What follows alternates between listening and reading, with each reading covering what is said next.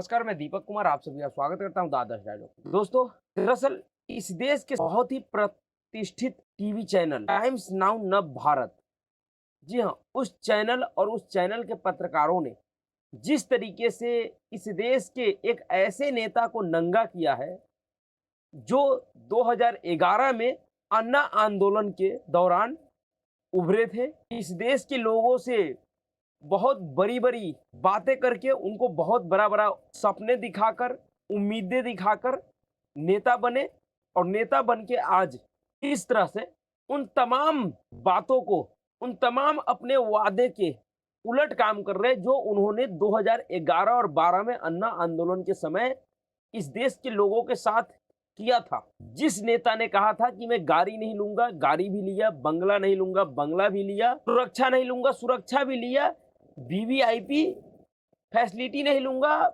उसने महा VVIP facility भी लिया। यानी कि जो कहा अब के उलट काम किया है। उस मक्कार और झूठे नेता के उस मक्कारेपन को दिखाना, उस जालसाजी को दिखाना, उस फ्रेब को दिखाना टाइम्स नाउ नव भारत के पत्रकार को इतना महंगा पड़ेगा, शायद वो चैनल के लोगों ने भी नहीं सोचा होगा और न ही इस देश के लोगों ने सोचा। जिस तरह से अरविंद केजरीवाल टाइम्स नाउ नव भारत के पत्रकार भावना किशोरी के साथ अपने पंजाब पुलिस के द्वारा कार्रवाई करवाया है, जिस तरह से एक महिला पत्रकार को 7 से 8 घंटे तक पंजाब की पुरुष पुलिसों ने गिरफ्तार किया और उस 7-8 घंटे तक उसे कहां रखा, उसके साथ क्या किया, उसका कोई खबर किसी को नहीं था, किसी तरह की कोई सूचना नहीं था। उसके बाद उस महिला पत्रकार को मजिस्ट्रेट के पास पेश किया गया और मजिस्ट्रेट ने उसको 14 दिनों की न्यायिक हिरासत में भेज दिया।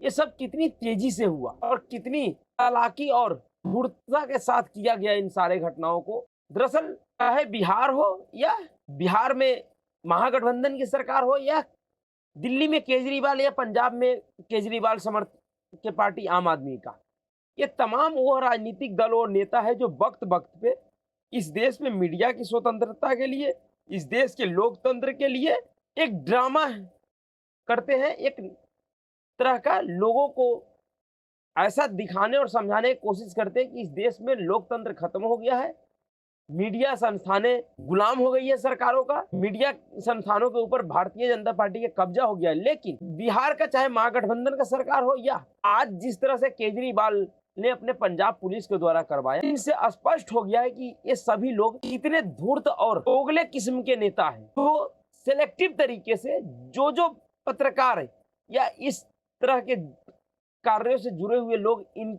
नेताओं से, इनके सत्ताओं से, इनके सरकारों से सवाल पूछता है, उन सबको किस तरह से ये गंभीर से गंभीर मुकदमों में फंसाकर उनके पूरे भविष्य को बर्बाद करने का कोशिश करता है। दरअसल बिहार में देख लीजिए, बिहार के महागठबंधन सरकार ने किस तरह से एक बिहार के लोकप्रिय पत्रकार मनीष कश्यप को किस तरह से गंभीर धाराओं में मुकदमा करके और उसको तमिलनाडु पुलिस के द्वारा एक साजिश के तहत फंसाकर उसके जीवन को बर्बाद करने की पूरी व्यवस्था किया। उसी तरह से दिल्ली के आम आदमी पार्टी की सरकार ने, केजरीवाल ने, जो हमेशा वक्त वक्त पे कहता था कि दिल्ली पुलिस हमारे अंडर में होनी चाहिए, उस केजरीवाल को जब पंजाब में सत्ता मिला और पंजाब का पुलिस उसको मिला, तो किस तरह से पंजाब की पुलिस का शुरू से ही गलत तरीके से उपयोग कर रहा है, अपने राजनीतिक एजेंडे के तहत अपने राजनीतिक विरोधियों को फंसाने के लिए, उनको जेल भेजने के लिए पंजाब पुलिस का उपयोग कर रहा है। दरअसल जब से अरविंद केजरीवाल से सीबीआई ने शराब घोटाले के मामले में 9 घंटे तक की पूछताछ की, उसके बाद जिस तरह से उसके उस ड्रामे और नौटंकी को मीडिया ने नहीं दिखाया, उसके बाद उसने फिर विधानसभा में एक नौटंकी किया, दिल्ली की विधानसभा में, और विधानसभा का एक स्पेशल सत्र बुलाकर देश के प्रधानमंत्री को जितनी हो सकता था उतना गालियां दिया। उसके बाद भी उसके उस प्रोग्राम को देश के मीडिया चैनलों ने नहीं दिखाया।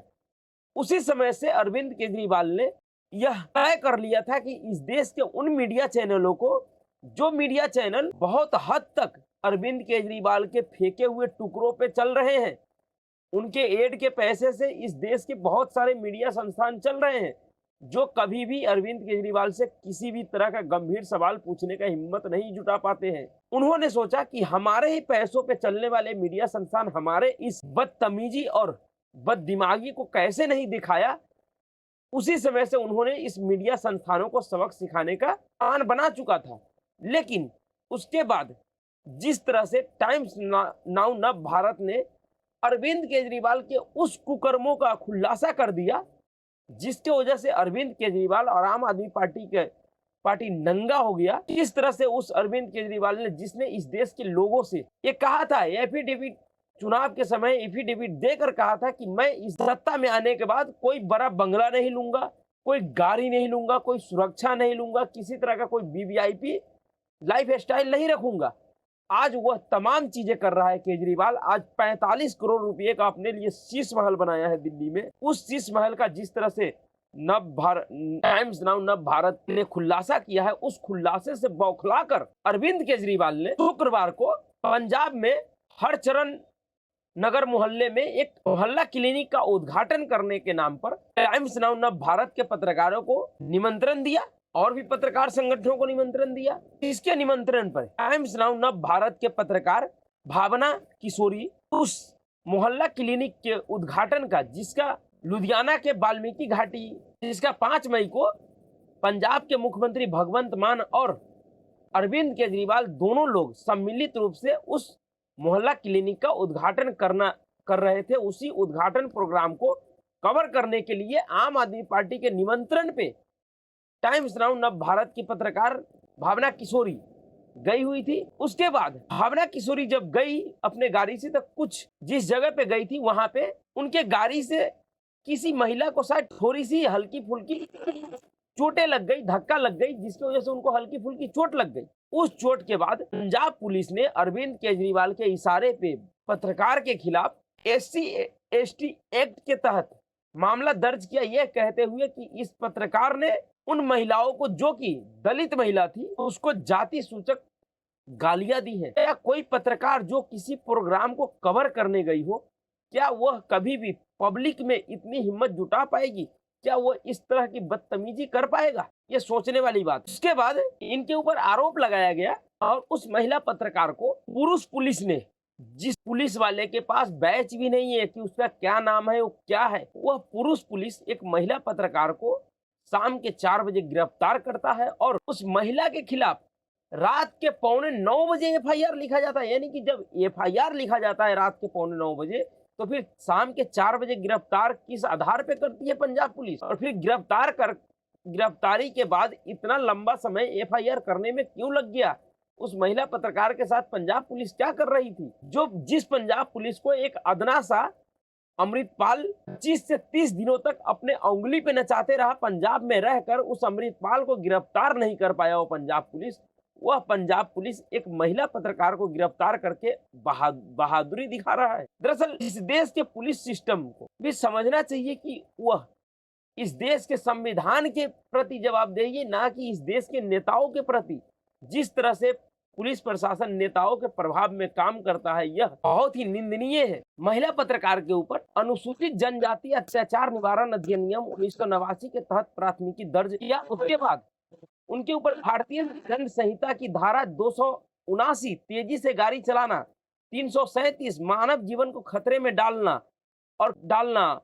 और उतावलेपन या लापरवाही से कार्य करके किसी भी व्यक्ति को चोट पहुंचाना, 427 शरारत करना और इस तरह के नुकसान या क्षति का कारण बनना, इस सब के तहत मामला दर्ज किया गया। दरअसल पंजाब पुलिस को भी शायद क्या समझ में आया कि जो व्यक्ति पीछे बैठा हुआ हो किसी गाड़ी में, उस गाड़ी से अगर किसी को ठोकर लग जाता है, कोई दुर्घटना हो जाती है, तो दोषी ड्राइवर होगा या उस गाड़ी में बैठने वाले सभी लोग होंगे। दरअसल यह मामला, अगर मामला बनता भी था, तो रिपोर्ट प्राथमिकी सिर्फ ड्राइवर के खिलाफ दर्ज होना चाहिए था, ना कि इस पत्रकार के खिलाफ, जिस बात को लेकर इस देश के तमाम मीडिया संगठनों और वरिष्ठ पत्रकारों ने विरोध भी किया है। और यह अच्छी बात है कि इस पत्रकार के खिलाफ जो कार्रवाई अरविंद केजरीवाल की पंजाब पुलिस ने किया है, उसके खिलाफ बड़े से बड़े वरिष्ठ पत्रकारों ने विरोध किया है, मीडिया संगठनों ने विरोध किया है, चाहे वो चंडीगढ़ प्रेस क्लब हो, मुंबई प्रेस क्लब हो या एडिटर गिल्ड्स ऑफ इंडिया हो, इन सभी ने विरोध किया और कड़े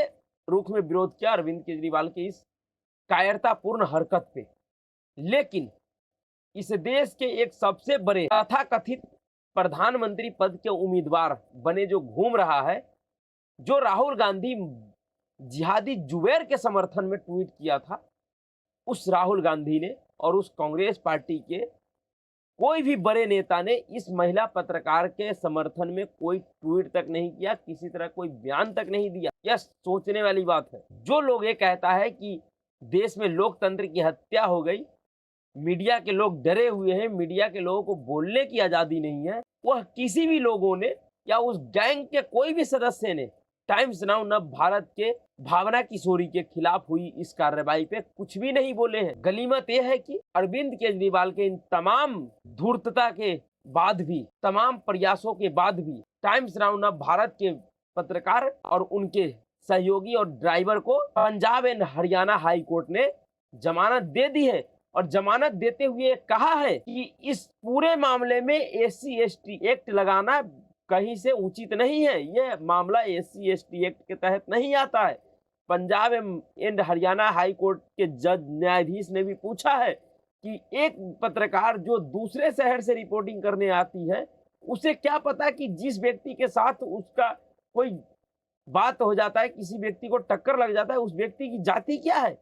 और यह सही बात है, ये जब पूछना सभी का फर्ज है कि एक पत्रकार जो दूसरे शहर से दूसरे शहर में जाती है, अगर उसका किसी के साथ लड़ाई हो जाता है तो फिर उस पत्रकार को सामने वाले व्यक्ति का जाति कैसे पता लगेगा कि वो जाति सूचक शब्द से उसको गाली देगा। दरअसल इस देश के कुछ नेता और कुछ सरकारें पत्रकार और पत्रकारिता से जुड़े हुए लोगों को, और खास करके ऐसे लोगों को जो इनके सत्ता से सवाल पूछता है, इनके कुकर्मों को लोगों को, जनताओं के सामने लाता है, ऐसे पत्रकार को टारगेट करके एक संदेश देना चाह रहा है कि अगर मेरे खिलाफ किसी भी तरह का तुम खबर, स्टोरी या कुछ भी चलाओगे तो तुम्हारा हश्र इसी तरह का होगा जैसा अभी मनीष कश्यप के साथ हो रहा है और जिस तरीके से भावना किशोरी के साथ हुआ है। SC/ST एक्ट बहुत ही गंभीर कानून है। उस कानून के तहत किसी पे कार्रवाई होने के बाद जमानत या राहत पाना बहुत ही मुश्किल हो जाता है और इसी षड्यंत्र के साथ अरविंद केजरीवाल ने करवाया था, जो इनका षड्यंत्र पूरी तरह से फेल हो गया। दरअसल किस तरह से आम आदमी पार्टी के तमाम बड़े नेता इस महिला पत्रकार को, टाइम्स नाउ नव भारत के पत्रकार को बीजेपी का पत्रकार बता दिया। कह रहा है कि बीजेपी के पत्रकारों ने पंजाब में दलित महिला के ऊपर गाड़ी चढ़ा दी। अरे जो व्यक्ति गाड़ी चला ही नहीं रहा है वो किसी के ऊपर गाड़ी कैसे चला देगा।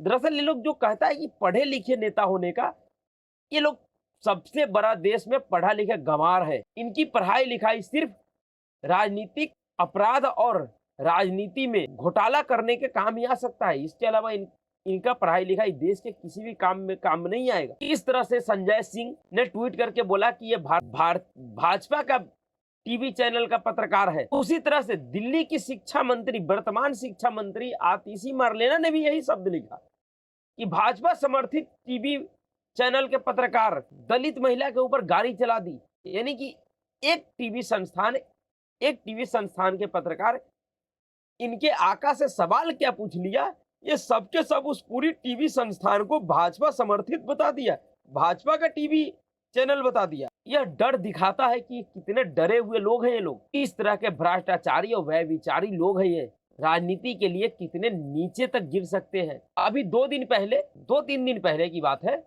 दिल्ली महिला आयोग की वह अध्यक्ष स्वाति मालीवाल, जिन्होंने खुद कहा कि हमारे पिता ने मेरा शोषण किया, पता नहीं उनके अंदर नैतिकता और शर्म लज्जा बची हुई है, कितनी बची हुई है। उन्होंने देश के तथाकथित पहलवानों के प्रदर्शन में जाके कह रही थी कि देश की बेटी का हमको फिक्र है। उस तथाकथित दिल्ली महिला आयोग के अध्यक्ष ने भी इस देश की बेटी के खिलाफ किसी तरह का कोई संज्ञान नहीं लिया, किसी तरह का कोई ट्वीट नहीं किया, एक समर्थन ही जता देती, कुछ नहीं। इससे दिखता है यह कितने बेनकाब हो रहे हैं, पूरी तरह से नंगे हो चुके हैं सबके सब। पर इस देश में न्याय मरा नहीं है, इस देश में अदालत है। ये वही आतिशी मरलेना है जो सुशांत सिंह को जवाब दे रही थी कि ये महिला दोषी पाई गई है, अदालत ने उनको दोषी माना है, अदालत में भरोसा रखिए। पर यही सब लोग उस शराब मंत्री मनीष सिसोदिया के खिलाफ, उस तथाकथित हवाला कारोबारी स्वास्थ्य मंत्री सत्येंद्र जैन के खिलाफ जो कार्रवाई चल रही है, जिसको इस देश के कोर्टों से जमानत नहीं मिल रहा है, इस देश के कोर्ट कह रहे हैं कि ये सब के सब मास्टरमाइंड है। उस पूरे मामले को ये लोग झूठा बताता है, फर्जी बताता है और ये दूसरे को ज्ञान दे रहा है कि अदालत पे भरोसा रखो। कितने बेशर्म लोग हैं ये, कितने निर्लज लोग हैं ये सब, कितने नंगे होंगे ये लोग। पूरी तरह से नंगे तो हो चुके हैं, लेकिन अब और कितने नंगे होंगे, यह इस देश के लोगों को देखना है। जैसे जैसे राजनीति में समय बीतता जाएगा, जैसे जैसे राजनीतिक में समय बीतता जाएगा, अरविंद केजरीवाल और उनकी पूरी पार्टी और उनके पूरी समर्थक, चमचे चाटुकार खैराती, सब के सब इसी तरह से नंगे होते जाएंगे और इनकी राजनीति का अंत इसी तरह से होगा। बहुत जल्द ही ये केजरीवाल, इस केजरीवाल का चॉकलेटी बॉय राघव चड्ढा और यह बरबोले सांसद संजय सिंह, ये सब के सब तिहाड़ में ही मिलेंगे मंत्रालय लगाते हुए। इन सब का पापों का घड़ा भर चुका है, इन सब का नंबर बहुत जल्द आने वाला है। तो अभी के लिए इतना ही। अगर आपको वीडियो अच्छा लगा तो वीडियो को लाइक कीजिए, शेयर कीजिए और चैनल को सब्सक्राइब कीजिए। नमस्कार।